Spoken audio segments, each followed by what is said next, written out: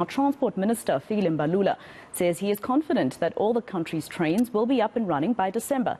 He was speaking at the launch of the National Rail Policy yesterday, with much of the country's rail networks in dire straits. What does this mean for the Transport Department in terms of the amount of work that lies ahead? Our reporter Lindokuhle Xulu is also looking at the viability of getting the railway working by December. He's in Pretoria. Lindo, a lot of people, especially in Pretoria, have complained about how they're late for work and school, etc., because of the problems at that railway station. How's it looking so far? What are people telling you in terms of improvements?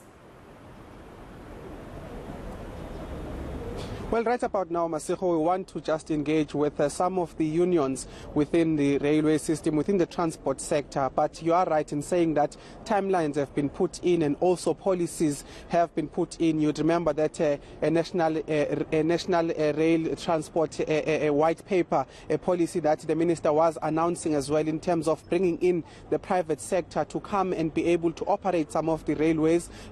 He talks about also the fact that this will help in terms of alleviating pressures from government to find funding for an extensively damaged railway system. He also speaks about the competition that will be, seen in terms of these private companies, private investors operating some of these railway things. But we want to get a sense analysis as well as an understanding in terms of what does this mean and in terms of whether these timelines that have been put in place are actually possible when it comes to what the minister was saying yesterday. We are joined now by Mr. Niels from UNTU, one of the unions in the transport sector, in fact the biggest one in the rail, just giving us a sense really of some of his analysis. First of all, I want to talk about this policy that the minister is announcing, wanting to bring in the private sector.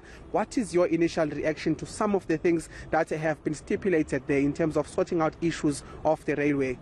Thank you. I think there's a big problem with that white paper. Luckily it's only a draft, and I believe it will only be a draft. And the timeline, if I look at it, and thanks for sending it to me, it says 2050.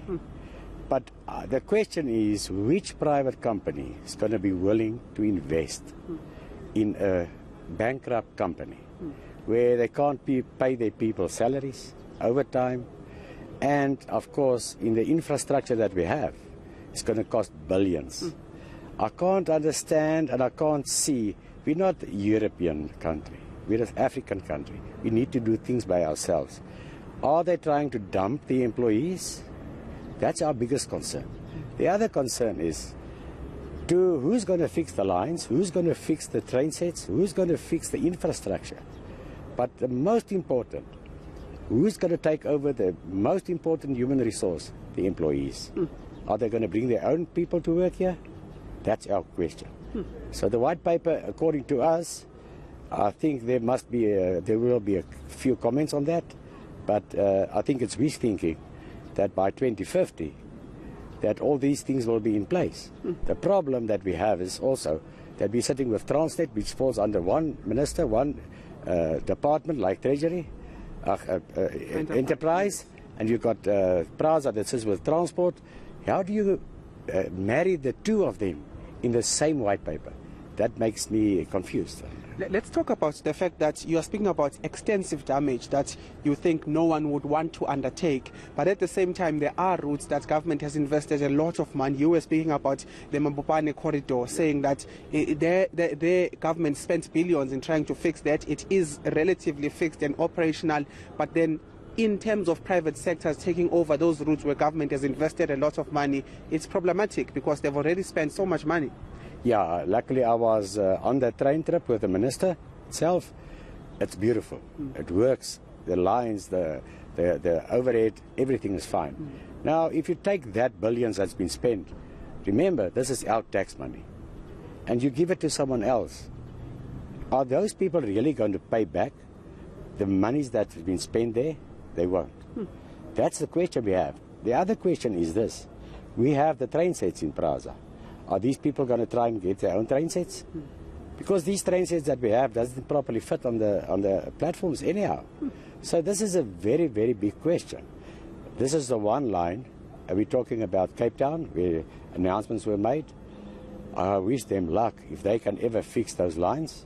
That's going to cost them billions. And as we've said, the white paper says by 2050, I can't see even the Western Cape taking over that lines before 2050, because it's going to cost them a lot of money, which they don't have.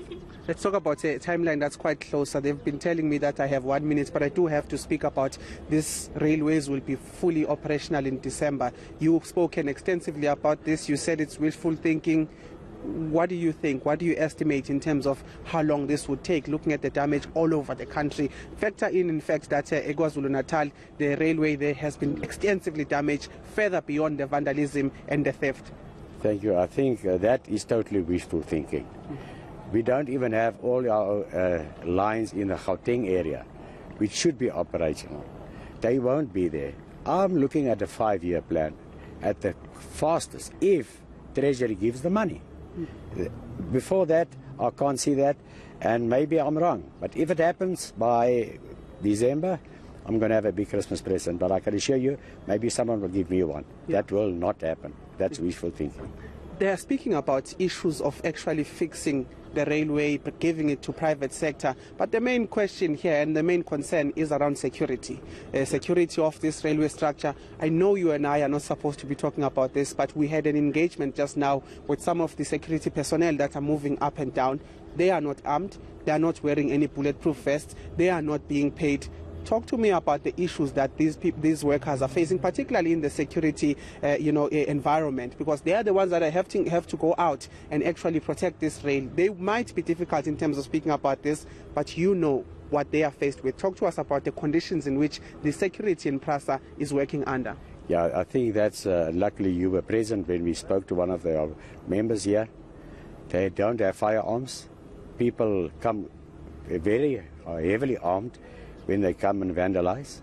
These people can't protect the infrastructure. They can't protect the customers, the commuters. And they haven't been paid overtime since 2020. That's outstanding monies. PRASA didn't pay the wage increase of 5% for 2021 and 22 to all the employees. Now, it's difficult to say who's going to put in money where.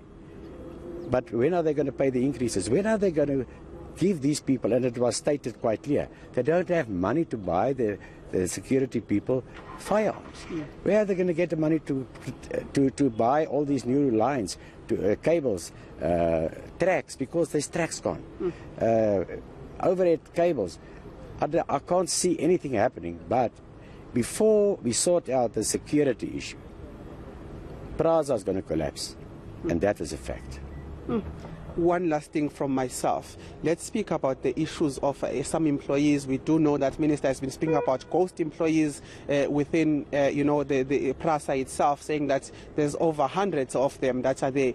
But now, in terms of dealing with that, there's a disruption in terms of those that are there, that are continuing to work, but are actually not getting paid because of this process, this verification process that is actually not being handled properly. Yeah, you're confusing me because I'm confused. The minister made an announcement, and it's all over the news. He said he couldn't implement the stoppage of the salaries because the investigation hasn't been followed. But we had from Untu side alone more than 300 employees that were working for 9 and 10 and 15 years, which were not paid this month. The last people will be paid maybe tomorrow because they did the verifications, they did everything. So I think if you look at that part, only the capturing of time, capturing of the information of employees, they can't even do that properly. And the minister said he didn't give instruction. That was quite clear. Now someone gave the instruction, the board gave instruction to someone, the board gets the instruction from the minister.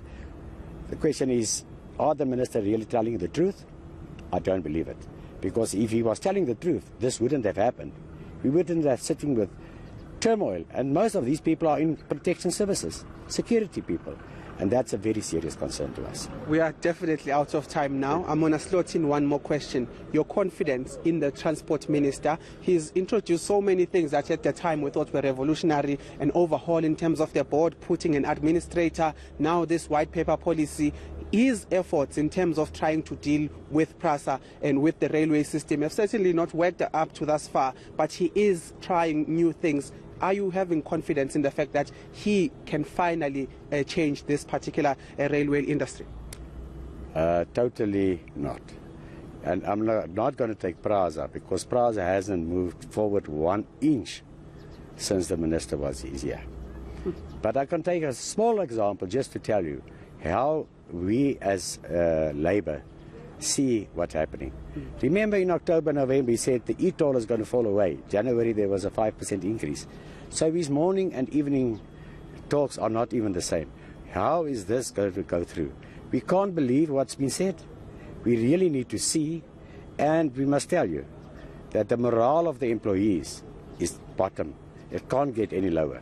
So I would really, and we have requested that previously, that we should be placed back under the Minister of Enterprise. That's the only way that Plaza can be saved.